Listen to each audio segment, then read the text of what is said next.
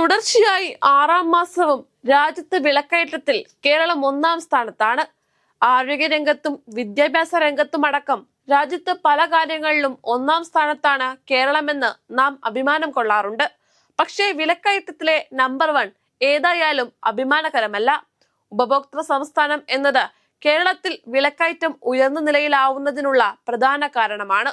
ഉപ്പുതൊട്ട് കർപ്പൂരം വരെ സകലതും ഇതര സംസ്ഥാനങ്ങളിൽ നിന്ന് കൊണ്ടുവരുമ്പോൾ സ്വാഭാവികമായും അതിനെല്ലാം വില കൂടും.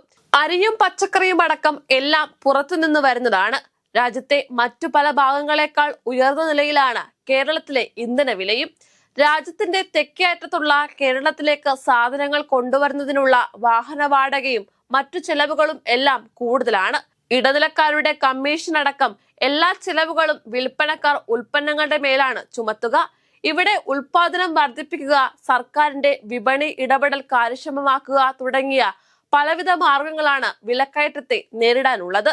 അമിത ലാഭം ലാക്കാക്കി വിപണിയിൽ കളിക്കുന്നവരുണ്ടെങ്കിൽ അവരെ നിയന്ത്രിക്കുകയും വേണം. നമുക്ക് നഷ്ടപ്പെട്ട കാർഷിക സംസ്കാരം തിരിച്ചുപിടിക്കുന്നതിനെ കുറിച്ചൊക്കെ ആവർത്തിച്ച് പറയാറുണ്ട്. പക്ഷേ എത്രമാത്രം അത് ഫലവത്താകുന്നുവെന്ന് ചിന്തിക്കേണ്ടതുണ്ട്. വിശാലമായ നെൽപ്പാടങ്ങൾ മാത്രമല്ല, തെങ്ങിൻ തോപ്പുകളും പലയിടത്തു നിന്നും അപ്രത്യക്ഷമാവുകയാണ്. അതുകൊണ്ടാവാം അരിക്കു മാത്രമല്ല നാളികേരത്തിലും വെളിച്ചെണ്ണയ്ക്കും താങ്ങാനാവാത്ത വിലയായിരിക്കുന്നത്. കേരം തിങ്ങും കേരള നാടൊക്കെ പഴയ മുദ്രാവാക്യത്തിൽ മാത്രമാണിപ്പോൾ. 1 കിലോ വെളിച്ചെണ്ണയ്ക്ക് 500 രൂപ നൽകേണ്ട ഗതികേടിലായിരിക്കുകയാണ് മലയാളികൾ.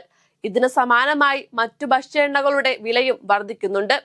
ഇന്ധന വിലയിലെയും വെളിച്ചെണ്ണ, നാളികേര വിലയിലുമൊക്കെ വർധന വീടുകളിലെ അടുക്കള ചെലവുകളെ ബാധിക്കും. ഹോട്ടൽ ഭക്ഷണ വിലയിലും അത് പ്രതിഫലനമുണ്ടാക്കും. രാജ്യത്തെ പൊതുവിൽ പച്ചക്കറി അടക്കമുള്ള ഭക്ഷ്യോൽപ്പന്നങ്ങളുടെ വില ഗണ്യമായി കുറയുമ്പോഴും കേരളത്തിൽ അത് ഉയർന്നു നിൽക്കുകയാണ്. രാജ്യത്തെ ചില്ലറ വ്യാപാര നാണയപ്പെരുപ്പം ജൂൺ മാസത്തിൽ 2.10% മാത്രമാണ്.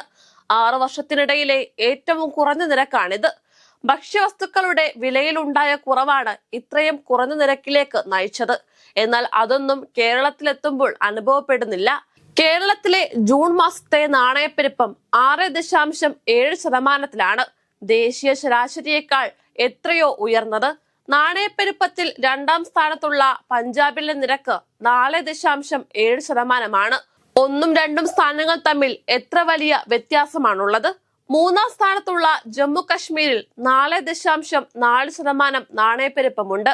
തെലങ്കാനയിൽ -0.9%, ആന്ധ്രയിൽ 0%, ഒഡീഷയിൽ 0.5 എന്നിങ്ങനെയാണ് നാണയപ്പെരുപ്പ നിരക്കുള്ളത്.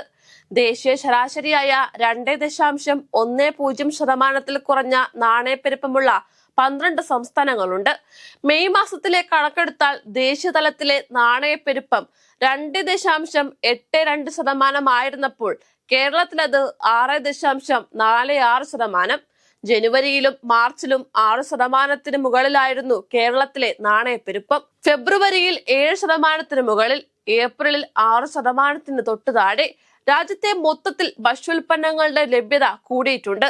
അതിന്റെ ആശ്വാസം പക്ഷേ കേരളത്തിന് കിട്ടുന്നില്ല എന്നാണ് കാണുന്നത്. നാണയപ്പെരുപ്പം 4% നിയന്ത്രിക്കുക എന്നതാണ് റിസർവ് ബാങ്കിന്റെ ലക്ഷ്യം. രാജ്യത്തെ നാണയപ്പെരുപ്പം ഈ ലക്ഷ്യത്തിലും താഴെ നിൽക്കുന്നത് തുടർച്ചയായി 5ാം മാസമാണ്. കഴിഞ്ഞ വർഷം ജൂണിൽ 5.08% രാജ്യത്തെ നാണയപ്പെരുപ്പം.